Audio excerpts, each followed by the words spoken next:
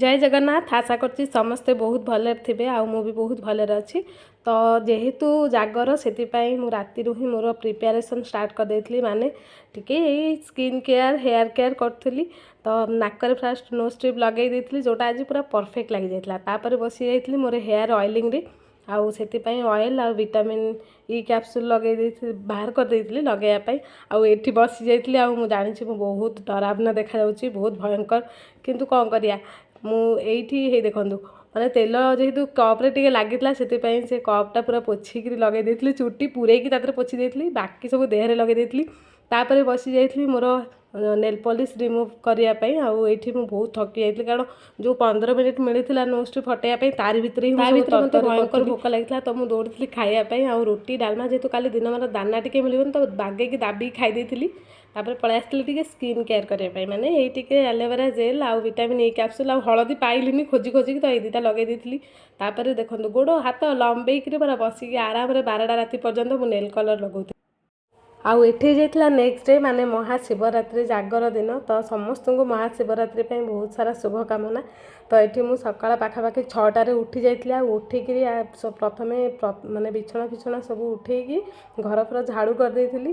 ଆଉ ଝାଡ଼ୁ କରିସାରିକି ମୋତେ ତୁରନ୍ତ ଯାଇକିରି ବାହାରିବାର ଥିଲା, କାରଣ ଆଜି ମୋତେ ମନ୍ଦିର ବି ଯିବାର ଥିଲା ଠାକୁର ପୂଜା କରିକି, ତାପରେ ପୁଣି ଅଫିସ୍ ବି ଯିବାର ଥିଲା। ମୋତେ ଯେହେତୁ ଛୁଟି ମିଳିନଥିଲା ସେଥିପାଇଁ ତ ମୁଁ ଉଠିକିରି ଘର ଝାଡ଼ୁ କଲା ଭିତରେ ମୋ ବୋଉ ଆସିକିରି ମୋତେ ଯେମିତି ଦେଖିଦେଲା ମୁଁ ଏତେ ସକାଳୁ ଉଠିଛି ଆଜି, ତ କହୁଛି ଆଜି ମୁଁ ମହାରାଣୀଙ୍କୁ 9ଟା ଖୁଣୁ ଉଠିଯାଇଛି।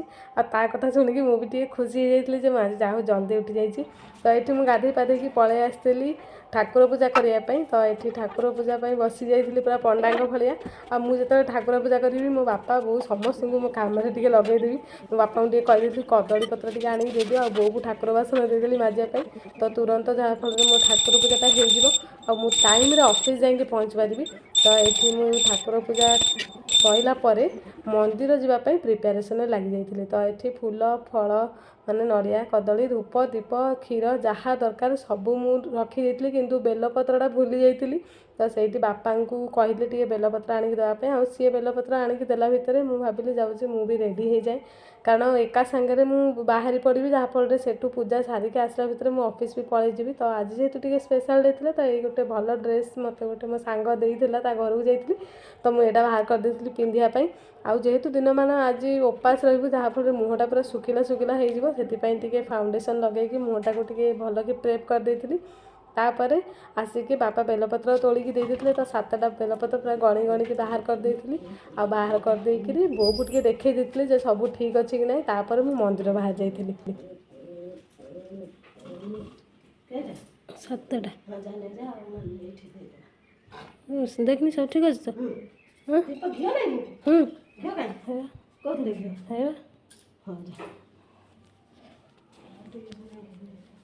ଆଉ ଟିକେ ଘିଅ ନେବେ। ମନ୍ଦିର ଯିବା ସମୟରେ ଆମର ଗୋଟେ ଠାକୁରାଣୀଙ୍କ ମାଙ୍କ ମନ୍ଦିର ସେଇ ସାଇଡ଼୍ରେ ହିଁ ଥାଏ। ତ ସେଇଠି ଯେତେବେଳେ ବି ଯାଉ ଆମେ, ତ ମାଙ୍କ ପାଇଁ 2ଟା ଧୂପ ଆଉ ଫୁଲ ନେଇକି ଯାଇଥାଉ। ଯେଉଁଠି ଗଲାବେଳେ ବାଟରେ ତାଙ୍କୁ 2ଟା ଧୂପ ଆଉ ଫୁଲ ସେଇଠି ରଖିଦେଇକି ଯାଉ, ନନା ଆସିକି ସେଇଠି ପୂଜା କରିଦିଅନ୍ତି। ତ ଏଠି ମୁଁ ଫୁଲ ଆଉ ଧୂପ ରଖିକିରି ମନ୍ଦିରରେ ପହଞ୍ଚି ଯାଇଥିଲି, ଆମ ଗାଁ ସ୍ୱପ୍ନେଶ୍ୱର ମନ୍ଦିର। ମୁଁ ପାଖାପାଖି 8ଟାରେ ମନ୍ଦିରରେ ପହଞ୍ଚି ଯାଇଥିଲି, ସେଥିପାଇଁ ଏତେ ଭିଡ଼ ବି ନଥିଲା। ଆଉ ଯାହା ହଉ ମୁଁ ଜଲ୍ଦି ପହଞ୍ଚି ଯାଇଥିଲି ବୋଲି ମୋ ପୂଜାଟା ବି ଜଲ୍ଦି ହେଇଯାଇଥିଲା। ଏଠି ନନା ଜଗନ୍ନାଥଙ୍କୁ ପୂଜା କରିଥିଲେ, ତାପରେ ଆସିକିରି ମନ୍ଦିରରେ ଜମା 2-4 ଜଣ ଲୋକ ଥିଲେ, ତ ତାଙ୍କର ପୂଜା କରିଦେଇଥିଲେ। ଆଉ ମୁଁ ଯେହେତୁ ଜଲ୍ଦି ପହଞ୍ଚି ଯାଇଥିଲି, ତ ପ୍ରଥମେ ମୋ ପୂଜାଟା ହେଇଥିଲା। ପୂଜା ସାରିଲା ପରେ ମୁଁ ପଳେଇ ଆସିଥିଲି ଘରକୁ, ଆଉ ସିଧା ଘରୁ ମୁଁ ପହଞ୍ଚି ଯାଇଥିଲି ଅଫିସ୍।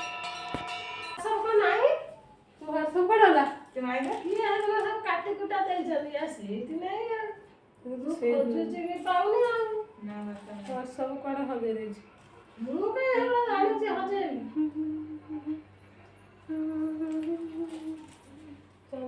ମୁଁ ଖାଲି ସଜାଡ଼ିଛୁ ସଜାଡ଼ିବି କ'ଣ? ଧୂପ କିଛି ରଖିଥାନ୍ତୁ। ଏମିତି ମୁଁ କହୁଛି ମୁଁ ବହୁତ ସଜାଡ଼ି ତାର ସେଥିରେ ପୁଣି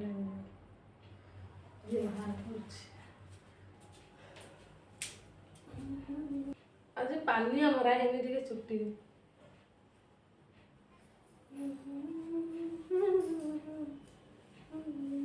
तो सेदिन जेहेतु समस्तंकर ओषा थिला तो जेतिक पिला सब ओषा करते समस्त को 5टा पाखापाखि छाड़ी देते तो मु 5टा पाखापाखि घर को पलि आसती तो जेहेतु टी जल्दी पलि आसती से भाविली आज टी शाढ़ी पिंधिकी दीप जाड़ा तो घर को आसला शुक्रवार जेहेतु थिला तो ये धला और नाली शाढ़ीटा यहाँ मु मो बो कालकाटारू नहीं आसती यहाँ बाहर करदे पिंधापी आउ जेहेतु प्रथम थर पर आज मुझे शाढ़ी सहित वीडियो करछि तो आपण मैंने निश्चित जनइबे जे शाढ़ी केमता देखा जाउछि कमेंट रे मते कहिबे।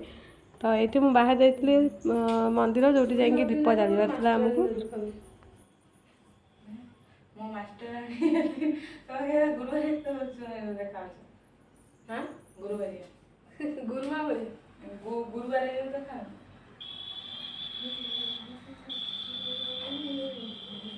पुणी आम पहुँची जाइलु मंदिर जो मंदिर मुझे सका जाइली यहाँ देखिपे से मंदिर आउ जाकि देखला बेलू ये ओम रोटे बढ़िया से दीपर तैयारी कर जलैला बहुत सुंदर देखा जाउतला।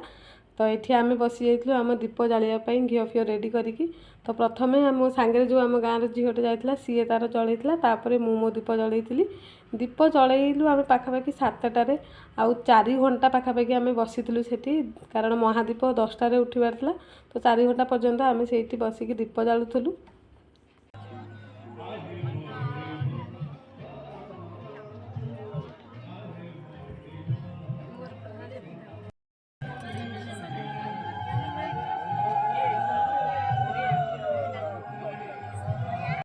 तो ये दीप जालिया समय मोर गोटे सांग भेट जाइला मो स्कूल फ्रेंड ताको टिके वीडियो रे एमती मस्ती पाई नहीं जाइली तापर देखो ये केते लोक माने आपण सकाळे जदि देखिथिबे ताले ये जो रास्ताटा पूरा एबे फुल हो जाइछि पाखापाखि 3-4टा गाँव लोक आसीथिले एठी महादीप उठियो सेटा देखिया पाई। तो मु जेहेतु टिके देह कह गला बहुत समय बसली तो चेयर ऊपर उठी जाइली बसिया पाई सेठु मु टिके वीडियो कर देइथिली समस्तंकर तापर समय हो जाइतला महादीप उठेवार से महादीप को प्रथम मंदिर चारिपाखे परिक्रमा कराई महादीप उठीला जेमती महादीप उठिला सेमती सांगे सांगे मु घर को आसिक सीधा बेड धर देइथिली कारण दिन मान उपास रखी किसी तो लगुन कि जेमती महादीप उठी सारा मो आखि तल मत पूरा कला कला देखागला आ मो आखिरे आगे खाली खाइबा नाचिला आउ मत बहुत जोर भोक कला तो मो बो को सांगे सांगे कही तो एमती कहार हुए निश्चय कहे जे ओषा दिन मान तो किसी हेनी जमी ओषा सर सेमती पूरा भोक हम से मो बो तार खाइबा पूरा बाहर कर देइथिला माने साबुदाना आउ कदली फदली आउ पेट थंडा पाई मिश्री पानी बाहर कर देइथिला तो मु प्रथमे बेलपत्र माने धंडा पाइकी तापर खाइथिली देखो ओषा तो मु करी किंतु दिन मान मो बापा पूरा मुंड खाइदेबे जे एटा टिके खाइदे सेटा टिके खाइदे किंतु मु पूरा अपेक्षा करे महादीप उठी साइला परे ही मु खाई थाए तो मु महादीप उठी साइला परे एटा को ही खाए आउ किछि खाए ना। तो मोर ए वीडियो जदि भल लागि थाए ताले मो चैनल को लाइक शेयर सब्सक्राइब निश्चय करिवे। Thank you.